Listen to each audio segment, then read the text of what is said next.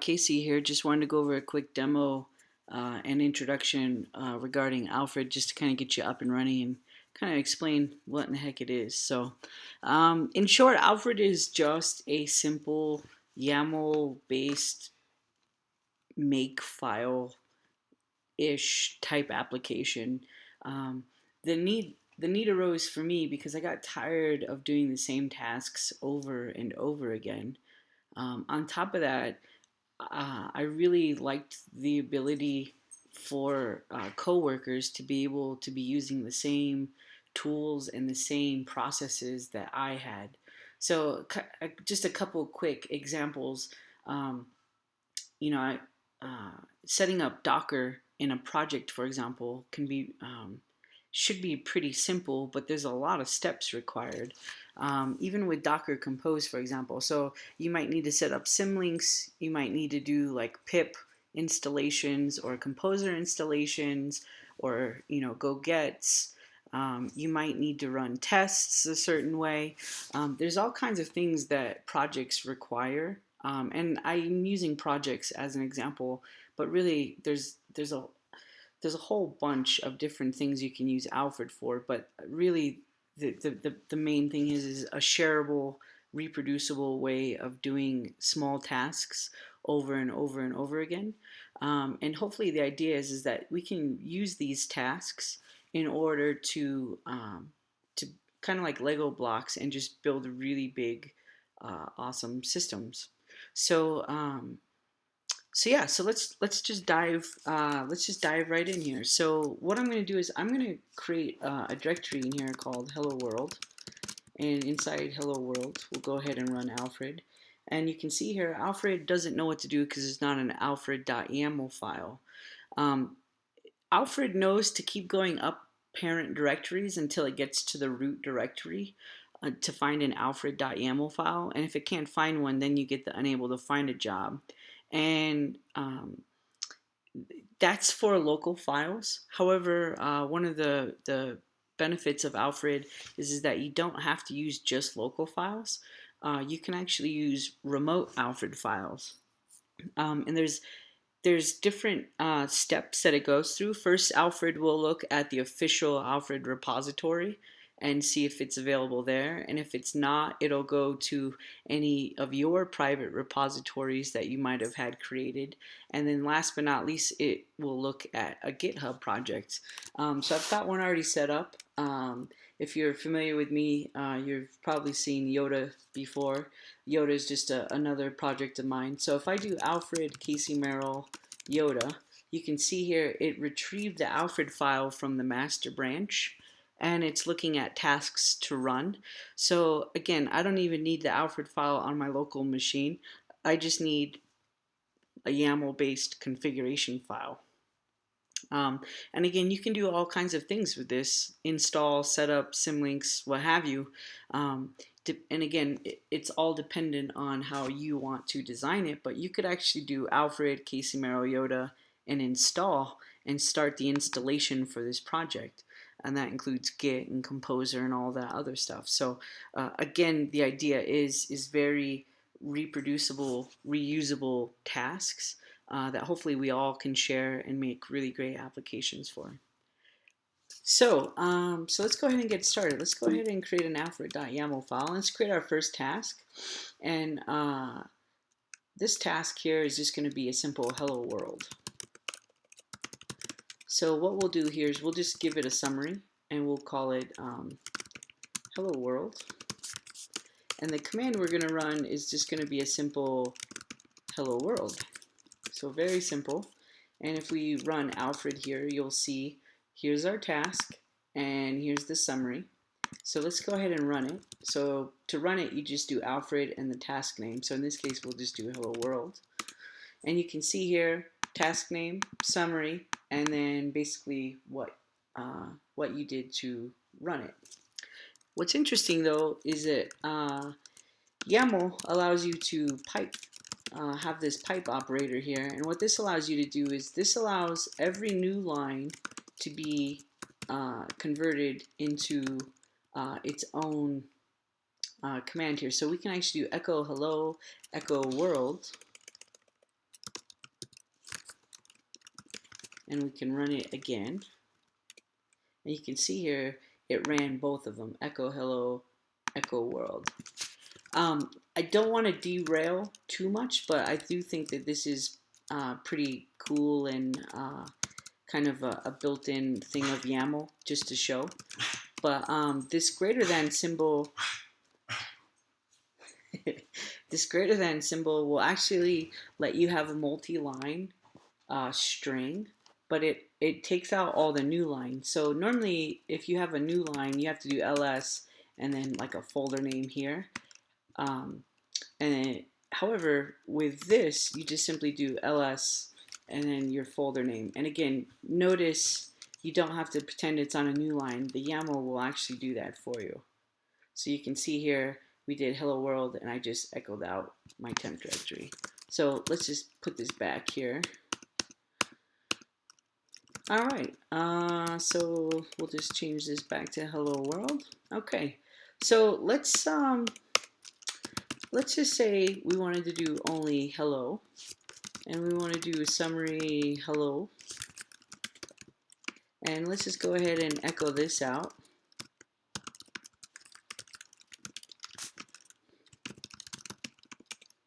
And you can see here, again, it's just a really simple task. Now, what's interesting here is, let me just go over two really quick things. You can actually have an alias, and an alias is just a string representation, space separated, of all your aliases. So you can actually do hi, hey, howdy. So you can see here, hi, hey, howdy. So if you did Alfred, hi, Alfred, howdy, again, you can call the same task but with different names. Let's just do another one here called world. And again, keep in mind, you don't need to put summaries or commands. It's not required. And we'll get into that here in just a moment here. But for now, I'm just going to say command echo world. And let's get rid of this guy here. So if I do Alfred, this will show us all the tasks. Summaries, again, you don't have to have them, but they are helpful for the listing display here. Let's try it again. Perfect. All right, so if we do Alfred world, you'll see it just says world. So one other interesting bit here is a task can actually call other tasks. So this hello world task, we're going to just repurpose it, and we're just going to call hello world. Or you could even do hi world because it's an alias. So we'll do Alfred hello world. So you can see here we ran hello world, it's running hi, and it's running world. So again, tasks is just simply a string that's space separated with the tasks that you want. All right, so so that was the first thing here. So let's just say, for example, that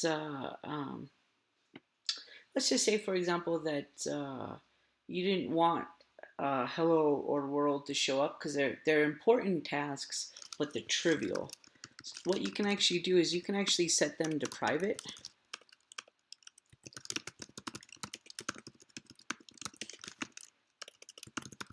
And if you do this, you can see now it removed the two private tasks, and you can still do Alfred hello world, but you can't do Alfred hi anymore. You get an invalid task. And again, the reason why is this can only be called inside your Alfred file somewhere. So kind of like a private function or a private method, if you will. Useful if you have a lot of stuff. Useful if you want to break down tasks really specifically. And there's specific reasons to doing that, which we might get to, we might not, but we can go from there. So, all right, so we've got these tasks set up. So let's go ahead and let's just say, let's just create a task here, and we're going to call it wait for hello. what we're going to do is here is just wait for hello. And the command is just going to be ls temp hello.txt. So we can see here if we do Alfred wait for hello, it's just simply going to try to long list or list that that file out, and of course the file doesn't exist yet. And again, this is just a contrived example, but I just wanted to kind of show you some of the other features here. But let's just say we wanted to list hello.txt every 2 seconds. So if we run it again, you'll see here that wait for hello just keeps running until forever. And this is handy for multiple things, like you can have it look for HTTP health checks, wait for signal files to come available. Sometimes you'll write processes that you only want one process running. So sometimes you'll write code with a PID file, or you can just have Alfred wait for the process to finish and then fire off another one, assuming assuming that there's no process running. So we're just going to go ahead and kill this, and what we're going to say here is if you found hello.txt, go ahead and say goodbye, and we'll create this task here real quick, and we're just going to call it goodbye. We'll just give it a command, and we'll just say here echo say goodbye. We'll give it a quick summary, say goodbye. And again, these are just kind of contrived examples.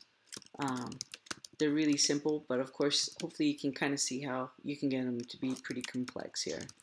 All right, so what we're going to do is we're going to say okay and say goodbye. So what we'll do here is we'll Alfred wait for hello. And again, we're not going to see anything because the file doesn't exist. So what I'm going to do is just simply touch temp hello.txt. And you see there it says say goodbye. But you also notice here that it keeps running. And that's okay. That's basically what we want it to do. And the reason why we want it to do it this way is because there's an extra bit of functionality if you did want it to stop once this command gets called. I'll show you this here in just a second here. So that will go ahead and show you if tasks are okay. However, let's just say the task failed. So what I'm going to do is I'm just going to remove temp hello.txt. And if this task fails, we're going to be like, we're just going to run a file does not exist.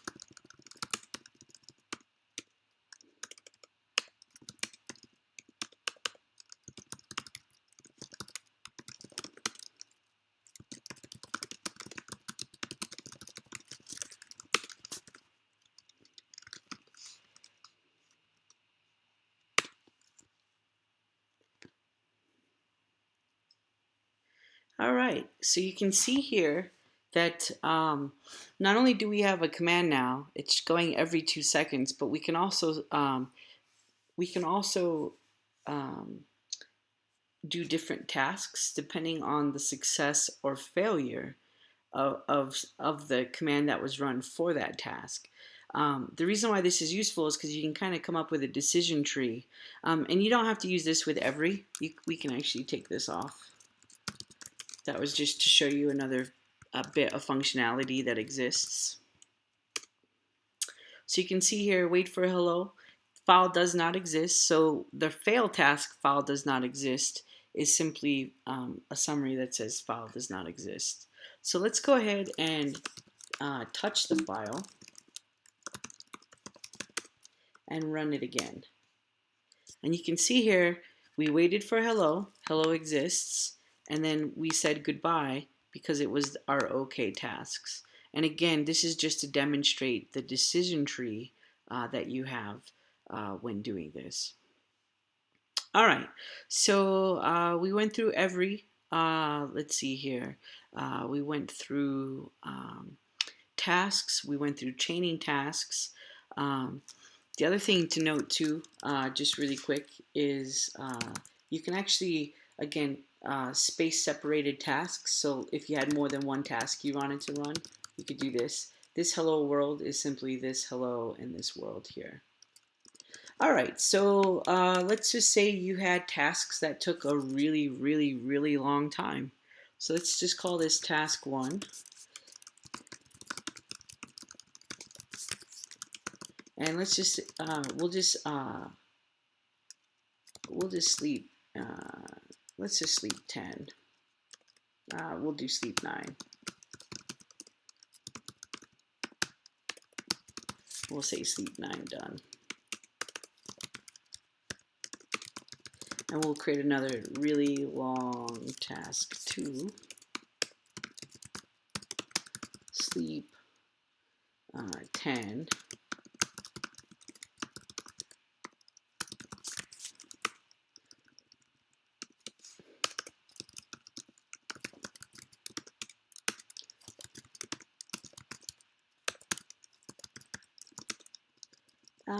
You know what? Let's do 3 seconds here. Just speed up this demo.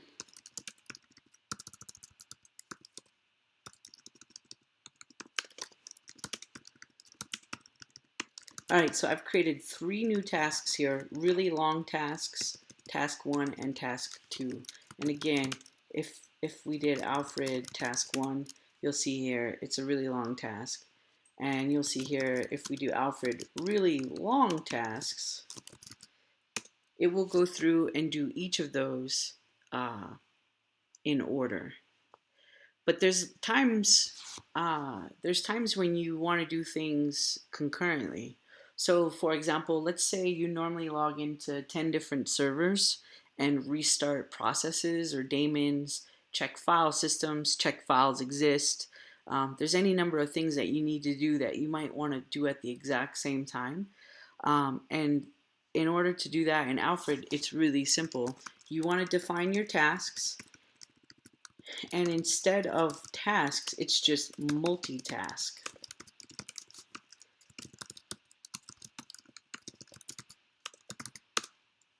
So you can see here it started off both of them. Task 3 done, task 4 done. And again, it runs those concurrently, and any standard out gets piped at the same time. And again, so that something that would be really helpful, again, checking multiple servers for files. Let's just say you Docker build in your project. You can pull all your images and build all your images at the exact same time, and then that way it really cuts down the time it takes for your project to get up and running.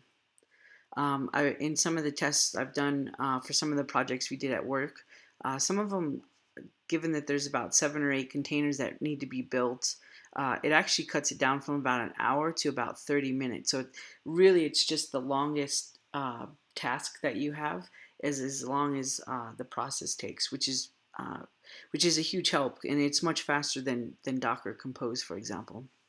So, all right, so we've done multitasks, we've done chaining commands, we've done OK tasks, we've done fail tasks.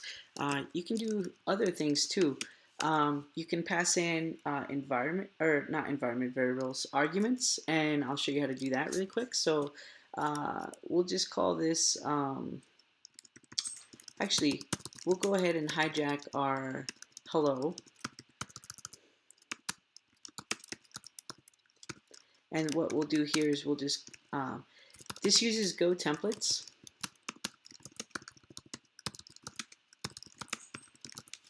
And I'll explain this here in just a second here, but you can actually pass in arguments. So if I do Alfred hello, you'll see here I'm missing an argument. And the reason why is it's expecting at least one argument to be passed through. So if I do Alfred hello Casey Merrill, you'll see here it echoes out what I passed in. And I should probably just do this here. All right, so you can see here, hello, echo hello, and whatever I passed in. So, and again, you can change that to be whatever you want. And again, remember, if you don't pass in the argument, you get an error. However, you can actually add some defaults. So the very first default would be, let's just say we want to do hello first name, hello last name.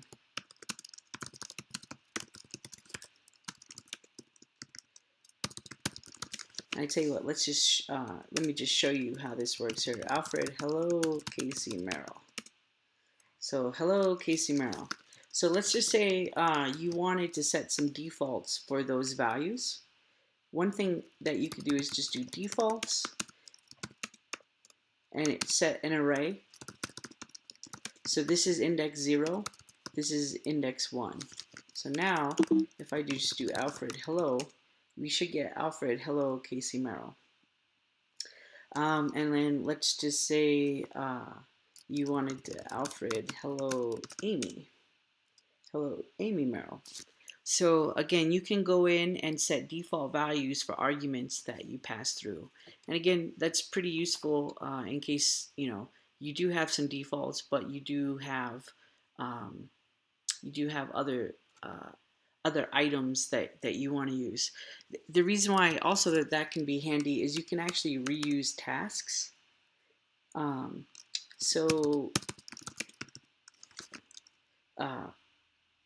I'm trying to think of a good example, but like lifting Docker containers, for example, you might want to remove and lift images, but they all take, or containers, but they all take the same Docker RM and then a container name. And the idea is you could actually run that one task over and over and over again, but with different parameters. So, and what I mean by that here, let me just show you a quick example. We're going to call this introduce, and we'll call introduce yourself. And then what we can do is we can actually do this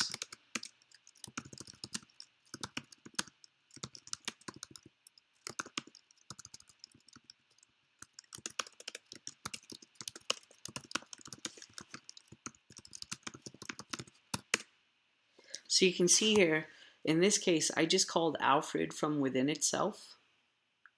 And so you can see here, the first one is Alfred hello is just using the default values. Alfred hello Amy is replacing the first argument and leaving the second. However, you could do hello Amy awesome and replace them both. So that's the nice thing about Alfred is you can actually run Alfred from within itself. And again, it makes reusing tasks and components incredibly simple. All right, so let's just say you had a huge Alfred file. One thing that you can actually also do is set variables. The reason why that this is important is let's just say you had specific version numbers of specific things you wanted to use, and you might have different tasks. And what you could do, sure, you could go in and find and replace version numbers, for example, or you can just set Alfred variables. So let's go ahead and do that really quick. So it's just simply, this is the only one, every other task that we've had here has actually been like you, the developer, can come up with your own tasks, but there's some special keywords here, and this one is Alfred vars. And what this one will be, this would be, let's just say we wanted a Docker .version, and let's just say we wanted to use 1.10. And then let's just say here we wanted to do version, and let's just say here echo the, I guess we don't need this. The version of Docker is,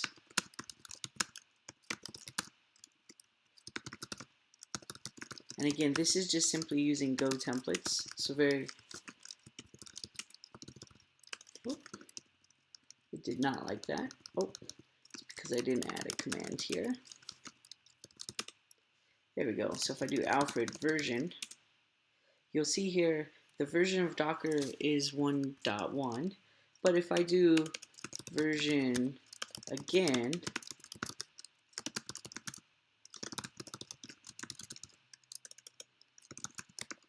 And we'll just do the same exact thing here.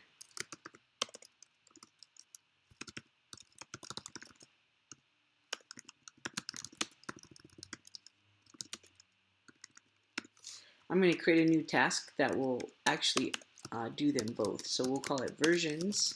It's going to run version and version again. So you can see here, versions is now running these two tasks, and each of these tasks has a variable that has the Docker version. So I don't need to actually update those tasks anymore if I need to update a version. I can just simply Alfred versions, and now everything that needed that version within the YAML file is now completely up to date. So I think that goes over just the basics. So the next step that I want to go over is I actually want to go over modules and what modules are. Modules are basically a way to extend Alfred. And by default, Alfred comes with only one repository, and it's called common. And that common repository is actually hooked up to this modules directory here. And every module that you have will be the module name, a folder, and inside of it, an alfred.yaml file. So let's go ahead and look at a Git module here. You can see here there's a task in here called clone. There's a task in here called checkout, submodule update, init, and submodule. And again, this list here is growing all the time. So check back often. Hopefully we'll get a bunch more in here and it'll be a lot more useful. But again, as we go, it'll be slow going at first. But again, the idea is you can extend Alfred however you'd like. So what you can actually do here, so this module here is actually called Git. So what you can actually do here, this git clone, it only requires one argument. So, and that's the repository name. So let's just pretend here for a moment. I'm going to actually create a new one called, a new task in here called setup. And what this is, we're just going to say this will clone the repository. So any non special keyword will be considered a module. So command, task, defaults, vars, summary, things of that nature are all already being used by the system, but anything that's not will be considered a module. A module, by default, if you don't give it a path, will automatically assume common. So us typing just git is the same as typing common git, and the task is clone, and we will go ahead and clone my project called Automagic Proxy. Okay, so again, what this is going to do is it's gonna recognize that this common git is a repository that leads to modules git. It's going to run the clone, and clone requires one argument, which is its project name. All right, so let's see here.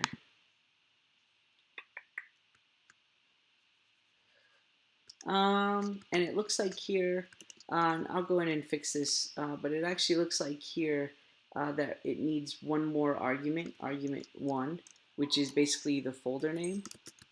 We'll clone this in Automagic Proxy. All right, so now I'm in Hello World, and if I do Alfred setup, you can see here it's running the clone, and now it's going to run the setup update init. And then inside there's a task that runs setup. So anyways, so that's how you can extend Alfred right out of the box. So let's go ahead and let's just go ahead and create our own remote repository here. Let's see here.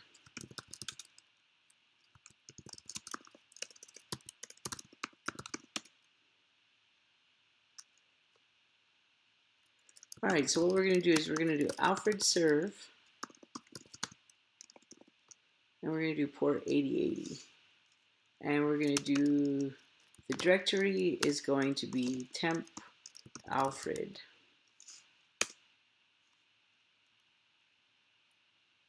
Oh, we might need to make this directory here first.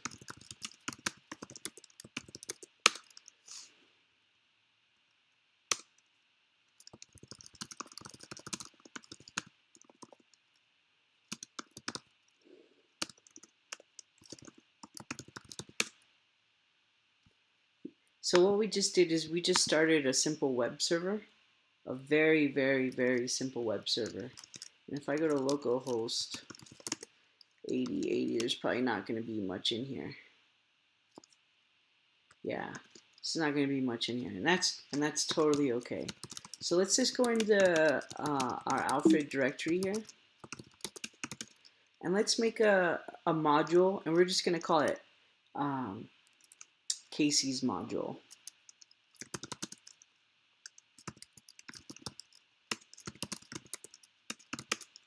And in here, we'll create an Alfred file. And we're just going to say, this will have a task called hi. We'll say Casey's module says hello. And then the command will just be simple echo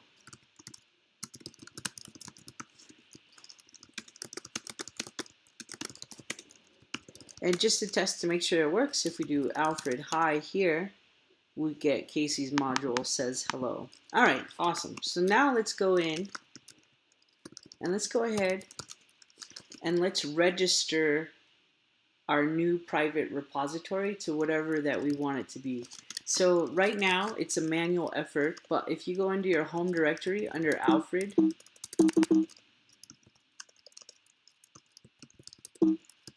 if you do config.yaml and you just add a remote, what this is you can just simply do, you can call this whatever you want. We'll just call this KC, and we're going to do HTTP localhost shares. Oh.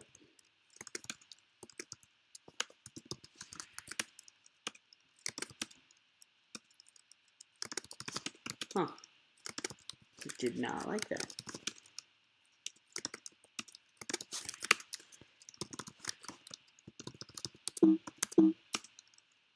There we go. Okay.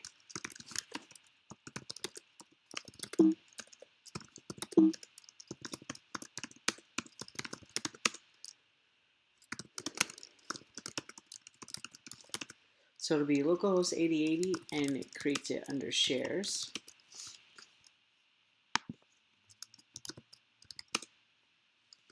And there's nothing in there. Let's see here.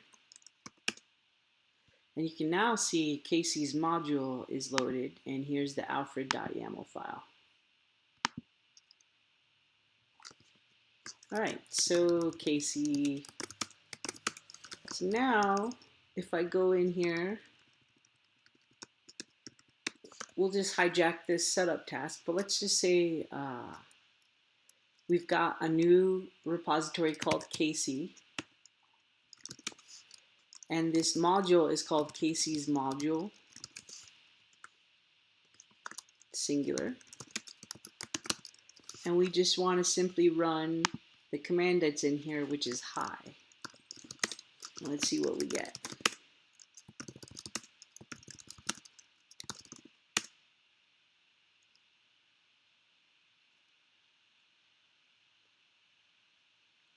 Let's see here, Casey module.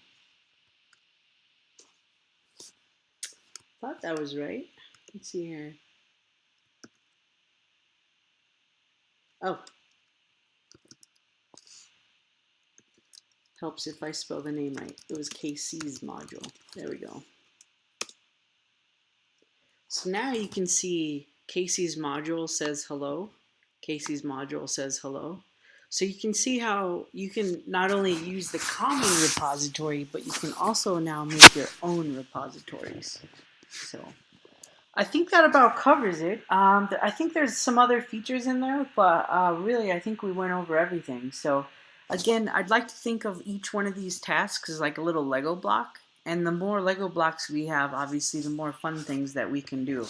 We can automatically run our tests whenever we close out Vim.